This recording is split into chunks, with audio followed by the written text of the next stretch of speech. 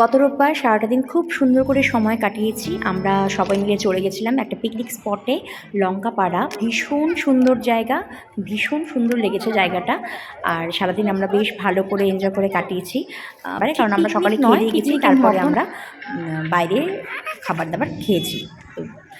তার কিন্তু এত সুন্দর জায়গা, তো যদিও খুব ছোট্ট ব্লগ, 1 মিনিটের একটা ব্লগ, আমি খুব ভালো করে হয়তোবা তোমাদের সাথে শেয়ার করতে পারছি না, যদিও আমার ফোনে বেশি স্পেস ছিল না, তার জন্য আমি লং ভিডিও না করতে পারিনি।